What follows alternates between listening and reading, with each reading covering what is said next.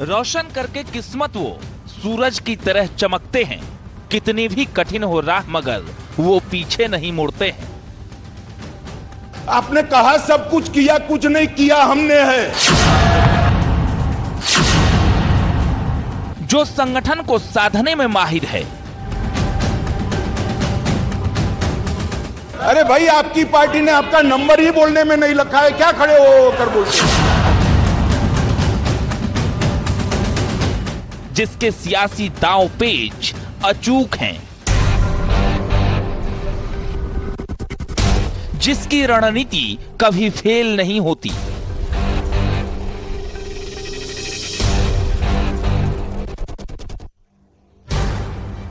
एक और करोड़ों रुपया खर्च कर बहुमत खरीदने वाले लोग बैठे हैं और एक बार सिद्धांत के लिए सत्ता छोड़ने वाले लोग।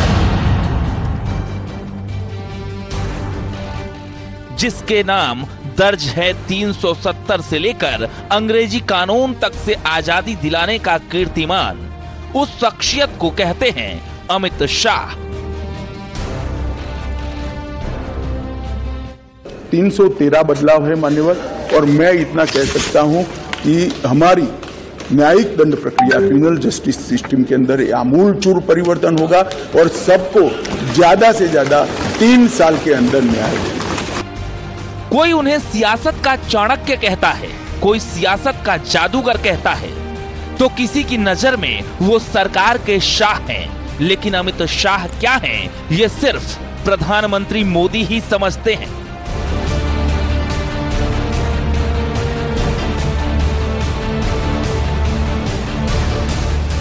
मैं पार्टी के राष्ट्रीय अध्यक्ष और इसी धरती के संतान अमित भाई का आज बधाई देना चाहता। हिंदुस्तान के हर कोने में भारतीय जनता पार्टी का विजय ध्वज फहराने में वो कामयाब हुए। बीजेपी आज जहां भी है, जितनी भी मजबूत है, उसके पीछे प्रधानमंत्री मोदी के बाद सबसे बड़ा रोल इसी चेहरे का है। तभी तो इन्हें मोदी गवर्नमेंट का ट्रबल शूटर कहा जाता है।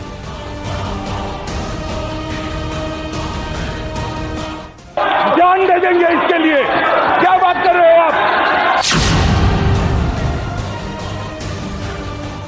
1987 से बीजेपी के साथ सियासत शुरू करने वाले अमित शाह कैसे जमीन से सियासत के शिखर तक पहुंचे, कैसे मोदी से उनकी मुलाकात हुई, कैसे शाह आज सियासत के चाणक्य बन गए, पूरी कहानी विस्तार से बताएंगे। दिखाएंगे संघर्ष से सरकार तक का पूरा सफर आज के व्यक्ति विशेष में। तो बने रहिए न्यूज़ 18 के साथ।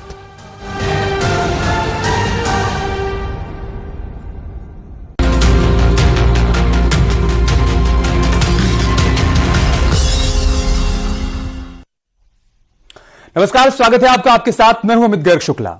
अमित शाह का मैनेजमेंट पावर ही उनकी सबसे बड़ी ताकत है। हर वक्त ऊर्जा से लबरेज रहने वाले अमित शाह ने तमाम ऐसे फैसले लिए जिनकी बदौलत सरकार की जमकर सराहना हुई और पार्टी को भी खूब फायदा हुआ। भारतीय राजनीति में पीएम मोदी और गृहमंत्री अमित शाह की जोड़ी सबसे हिट जोड़ियों में शुमार है। जहां तक अमित शाह की बात है तो वो बीजेपी के चाणक्य है और इसमें कोई शक नहीं।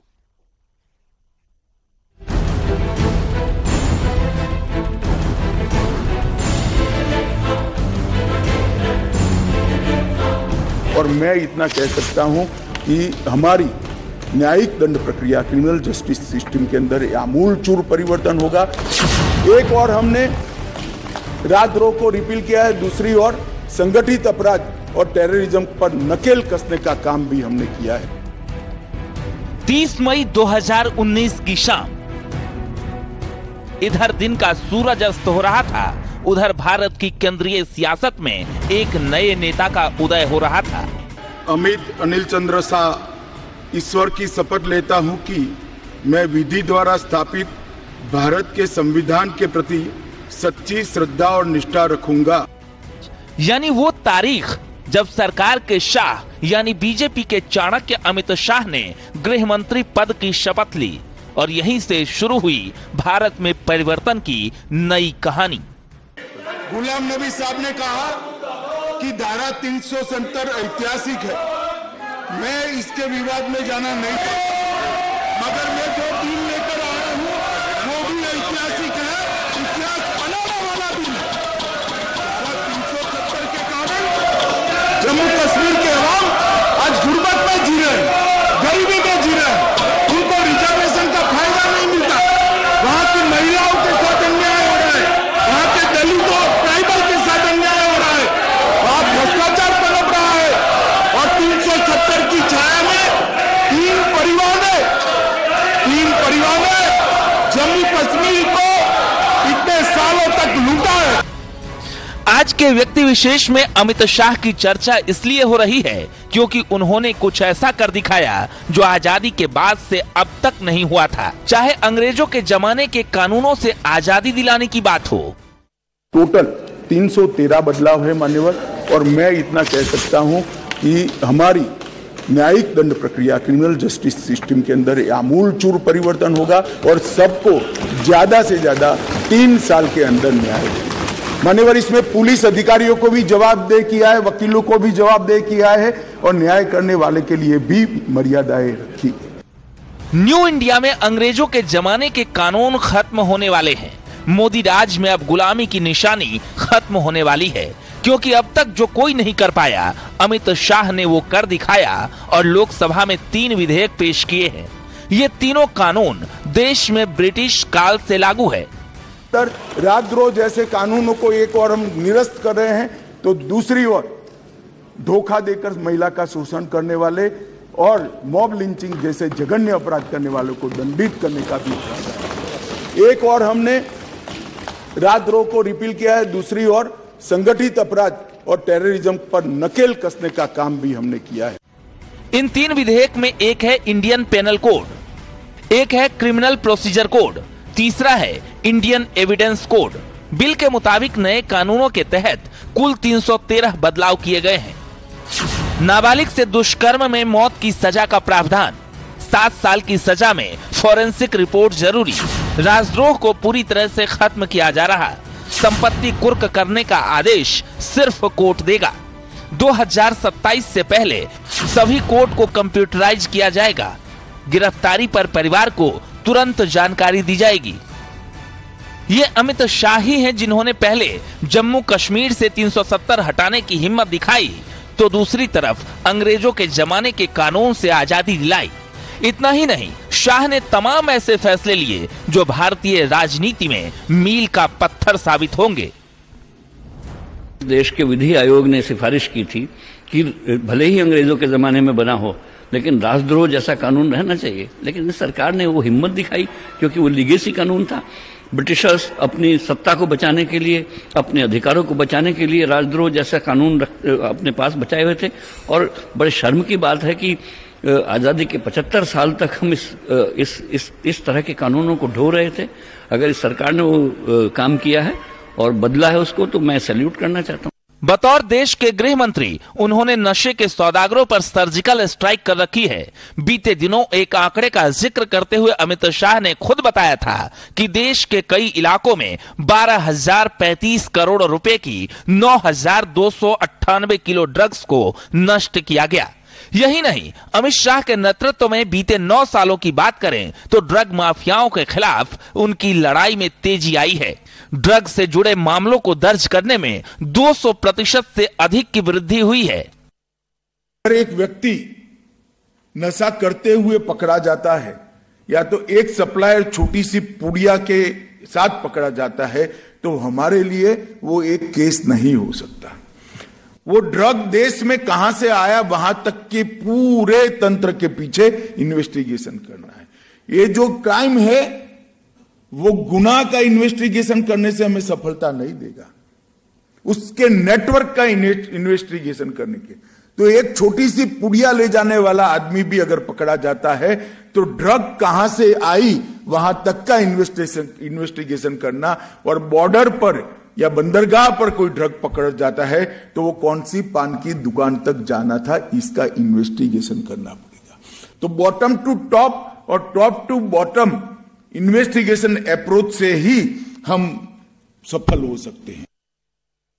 शाह की सबसे बड़ी ताकत उनका अपना मैनेजमेंट और आत्मशक्ति है।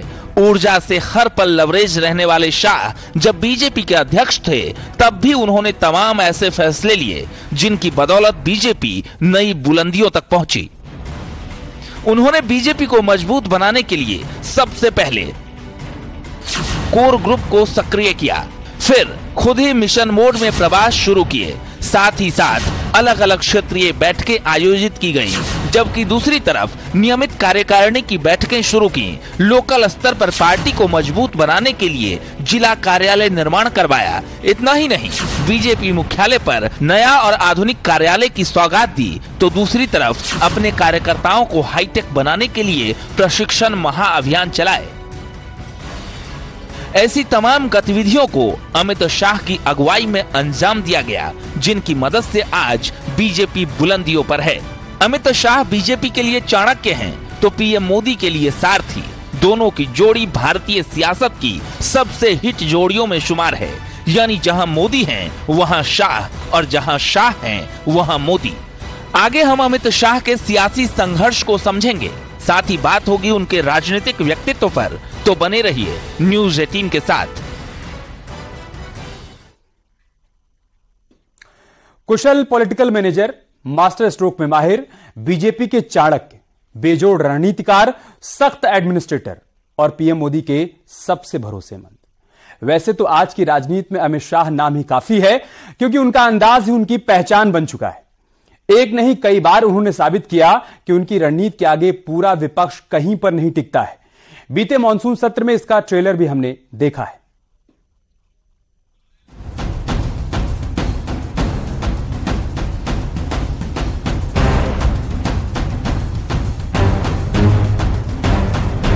एक ऐसे दल की सरकार आई जिसका मकसद सेवा करना है ही नहीं, झगड़ा करना। विपक्ष के सदस्यों को कि आप दिल्ली की सोचिए, अलायंस की मत सोचिए। अलायंस होने के बाद भी पूर्ण बहुमत से नरेंद्र मोदी प्रधानमंत्री बनने वाले। अमित शाह को खास बनाता है उनका मैनेजमेंट स्टाइल। चाहे चुनाव मैनेज करना हो, चाहे पार्टी मैनेज करनी हो, चाहे फ्लोर मैनेज करना हो, मोदी के साथ अमित शाह हैं तो मुमकिन है। इसका सबसे बड़ा उदाहरण चंद दिन पहले संसद के मॉनसून सत्र के दौरान दिखा, जब अकेले शाह ने विपक्ष की हर रणनीति फेल कर दी और अल्पमत में होने के बाद भी राज्यसभा में दिल्ली सेवा बिल पास करा लिया। 2015 में यहाँ स्थिति बदली और यहाँ एक ऐसे दल की सरकार आई जिसका मकसद, मुझे कोई झिझक नहीं है कहने में, जिसका मकसद सेवा करना है ही नहीं, झगड़ा करना। प्रॉब्लम ट्रांसफर पोस्टिंग के अधिकार का नहीं है, विजिलेंस को कंट्रोल में लेकर बंगला जो बना दिया है, इसका सत्य छुपाना है। जो भ्रष्टाचार हो रहा है, इसका सत्य छुपाना है। ये शाह के मैनेजमेंट का ही कमाल है कि राज्यसभा में अल्पमत के बावजूद बीजेपी ने दिल्ली सेवा बिल 7 अगस्त को पास करा लिया। दिल्ली सेवा बिल के पक्ष में 131 और विपक्ष में 102 वोट पड़े और शाह ने साबित कर दिया कि उनकी रणनीति के आगे समूचा विपक्ष कहीं नहीं टिकता। मैं आपको बताता हूं भाई, हम संविधान में बदलाव इमरजेंसी डालने के लिए नहीं लाए हैं। हम संविधान में बदलाव उस वक्त की तत्कालीन राष्ट्रपति की सदस्यता जो चली गई थी, इसको पुनर्जीवित करने के लिए नहीं लाए हैं। और इमरजेंसी डालकर लाखों डेमोक्रेटिक कार्यकर्ताओं को जेल में अरे खड़गे जी सुनिए, मैं धैर्यपूर्वक सुना हूं। कांग्रेस को लोकतंत्र पर बोलने का कोई अधिकार नहीं है। और क्या बात करते हो लोकतंत्र की?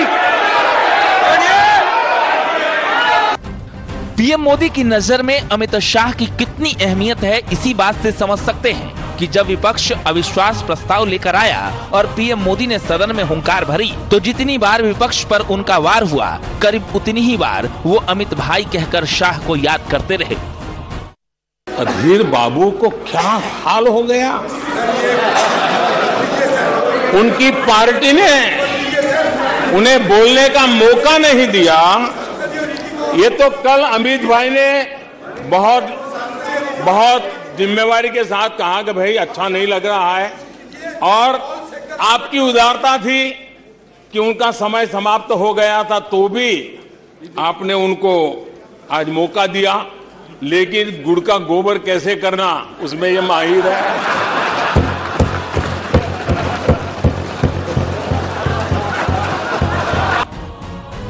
पीएम मोदी ने करीब 8 से 10 बार संबोधन के दौरान अमित शाह का नाम लिया, तो इसकी बड़ी वजह शाह की वो दमदार स्पीच भी है जो अविश्वास प्रस्ताव को लेकर उन्होंने दी। जो समर्थन दिखाई पड़ा है वो बताता है कि अल्पमत का सवाल नहीं है और जनता में भी विश्वास है। मान्यवर, जनता में विश्वास इसलिए है कि देश के 60 करोड़ गरीबों को उनके जीवन में नई आशा का संचार अगर कोई एक प्रधानमंत्री और एक सरकार ने किया है तो नरेंद्र मोदी सरकार। मान्यवर, मैं डिटेल बात बाद में करता हूं। मैं भी देश भर में घूमता हूं, जनता के बीच में जाता हूं। मैंने जनता के साथ कई जगह से संवाद किया है, कहीं पर भी अविश्वास की आछी पतली झलक भी नहीं दिखाई पड़ती। अमित शाह सिर्फ सरकार के संकट मोचक नहीं है, बल्कि पार्टी को भी हमेशा संकट से बचाते रहे हैं। जब अमित शाह अध्यक्ष थे तब देश के 18 राज्यों में बीजेपी सत्ता में थी। देश की लगभग 70% आबादी पर बीजेपी शासन चल रहा था। इतना ही नहीं, अमित शाह ने बीजेपी के बैनर तले 1992 में गठित एनडीए को भी नई मजबूती दी, यानी शाह ने सहयोगियों को जोड़ने में भी कोई कसर नहीं छोड़ी। उन्होंने यूपी में अनुप्रिया पटेल, संजय निषाद, ओपी राजभर को बीजेपी के साथ जोड़कर नई मजबूती प्रदान की, तो बिहार में भी उन्होंने जीतन राम मांझी, चिराग पासवान, पशुपति पारस जैसे सहयोगियों को एनडीए से जोड़ा। मोदी के इशारे पर अमित शाह मिशन को अंजाम देने में जुटे तो आज देश भर में 38 सहयोगी दल एनडीए के साथ खड़े हैं। मान्यवर, हमारे एनडीए का कुंबा मोदी जी के नेतृत्व में, भारतीय जनता पार्टी मोदी जी के नेतृत्व में हम देश में सिद्धांतों की राजनीति को प्रस्तावित करने के लिए राजनीति में है। एन केन प्रकारेण सत्ता को बचाने के लिए राजनीति के अंदर नहीं है। और ये दो चरित्र आज इस विश्वास प्रस्ताव पर की चर्चा के माध्यम से मैं 130 करोड़ की जनता को याद कराना चाहता हूं। एक और करोड़ों रुपया खर्च कर बहुमत खरीदने वाले लोग बैठे हैं और एक बार सिद्धांत के लिए सत्ता छोड़ने वाले लोग बैठे हैं। जनता, देश की जनता ने अमित शाह के बारे में कहा जाता है कि वो विचारधारा, कार्यकर्ता और कार्यालय के प्रति समर्पित नेता है।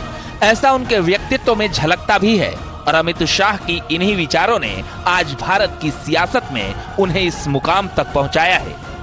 Bureau report, news 18।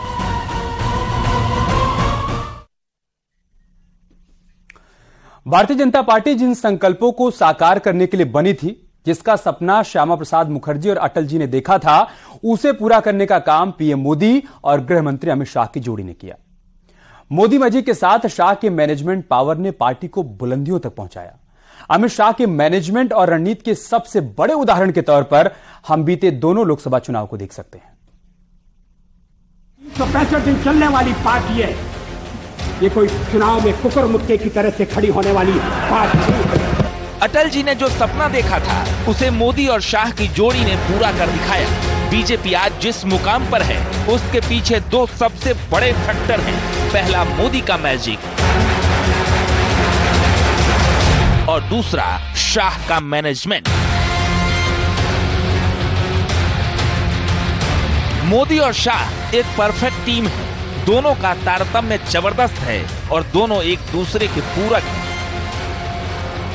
गरीबों के घर से जन्मा हुआ ये आदमी, संघर्ष कर राजनीति में आया हुआ आदमी, सरपंच का चुनाव लड़े बगैर सफल मुख्यमंत्री बनने वाला ये आदमी नरेंद्र मोदी, इसने 9 साल में देश के अर्थतंत्र को 11वें से 5वें नंबर पर पहुंचाने का काम। जैसे संगीत में जुगलबंदी होती है, जिसके न होने से सुर, लय और ताल सब बिगड़ जाता है, वैसे ही भारतीय सियासत में मोदी शाह की जोड़ी है। मोदी बीजेपी का चेहरा है पहचान है और बीजेपी का परचम है, तो अमित शाह प्रखर रणनीतिज्ञ और कुशल सेनापति हैं, जो राजनीतिक गठबंधन बनाते हैं, उम्मीदवारों का चयन करते हैं, स्थानीय स्तर तक की योजनाएं बनाते हैं और जिनकी पैनी निगाह छोटी से छोटी डिटेल पर भी जाती है।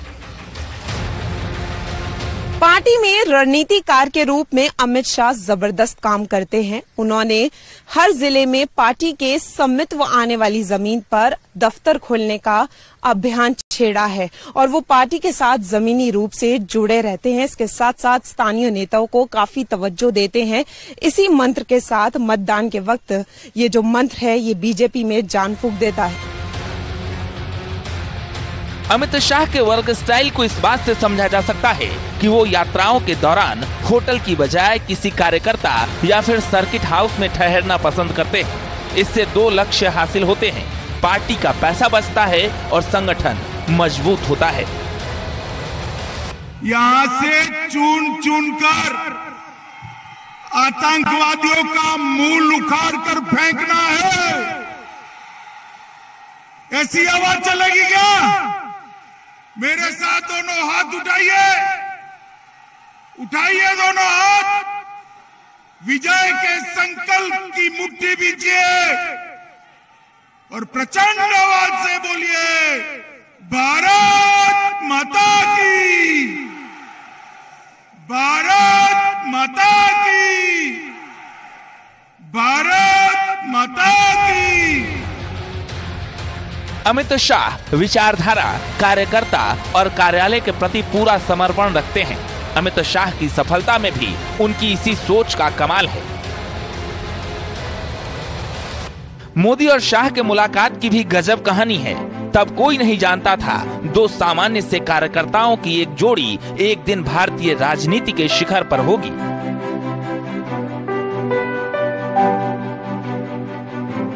अमित शाह शुरुआती दिनों में ही आरएसएस से जुड़ गए थे और नियमित शाखा जाते थे। इसी दौरान उनकी मुलाकात अपने मेंटर यानी नरेंद्र मोदी से हुई। अमित शाह ने कुशाभाऊ ठाकरे से भी संगठन के गुण सीखे। साथ ही अपने राजनीतिक जीवन की शुरुआत में अमित शाह ने बतौर बूथ वर्कर भी काम किया। कहा जाता है कि बीजेपी बूथ कार्यकर्ताओं को रजिस्टर करने का काम भी शाह ने ही शुरू किया था।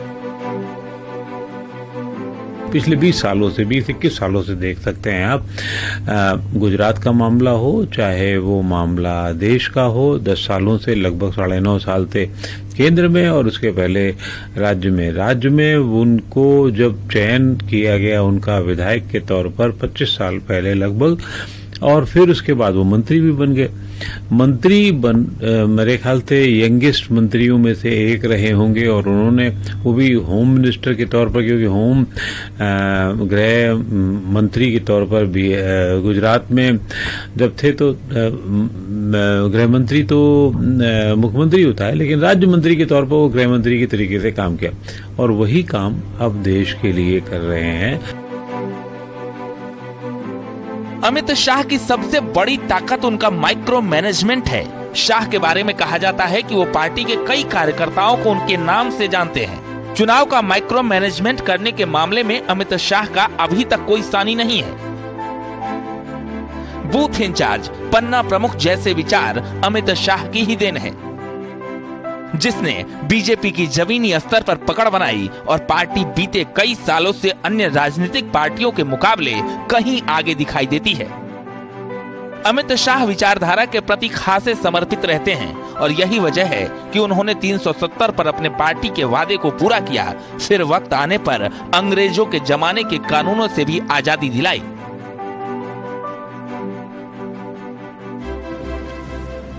काफी सारे बदलाव किए हैं।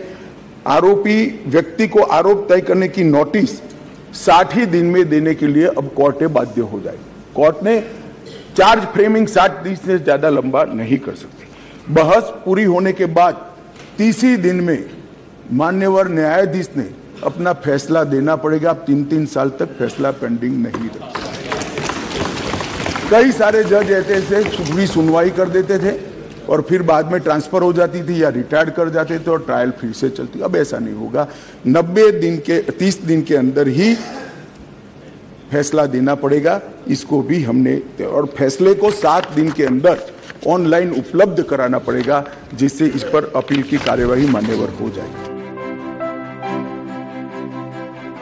22 अक्टूबर 1964 को जन्मे अमित शाह राजनीति में सफलता की सीढ़ियां अपने रणनीतिक कौशल के दम पर ही चढ़े हैं। यही वजह है कि अमित शाह आज तक एक भी चुनाव नहीं हारे हैं। अमित शाह ने 1987 में भाजपा की सदस्यता ग्रहण की। साल 1997 में अमित शाह अहमदाबाद की सरखेज विधानसभा से उपचुनाव जीतकर गुजरात विधानसभा पहुंचे थे। इसके बाद वो 1998, 2002 और 2007 में भी इसी सीट से चुनाव जीते। साल 2012 में अमित शाह नारनपुरा सीट से विधानसभा चुनाव जीते। अमित शाह की रणनीति और मैनेजमेंट का सबसे बड़ा उदाहरण है 2014 का लोकसभा चुनाव। जब उन्हें यूपी में जिम्मेदारी मिली तो बीजेपी ने 80 में से 73 सीटें जीतकर इतिहास रच दिया और इस जीत के बाद अमित शाह को काफी लोकप्रियता मिली और उन्हें चाणक्य का तमगा मिल गया। मैं अमित अनिल चंद्र शाह, जो लोकसभा का सदस्य निर्वाचित हुआ हूं, ईश्वर की शपथ लेता हूं कि मैं विधि द्वारा स्थापित भारत के संविधान के प्रति सच्ची श्रद्धा और निष्ठा रखूंगा। साल 2019 में अमित शाह देश के केंद्रीय मंत्री बने और जम्मू कश्मीर से अनुच्छेद 370 को हटाने में अहम भूमिका निभाई। इसके बाद उन्होंने कभी पीछे मुड़कर नहीं देखा। एक के बाद एक तमाम बड़े फैसले लिए, चाहे मैनेजमेंट के लेवल पर हो या एडमिनिस्ट्रेटर के तौर पर। जिधर भी अमित शाह ने नजर डाली, कामयाबी की कहानी लिखती चली गई। Bureau report, news 18।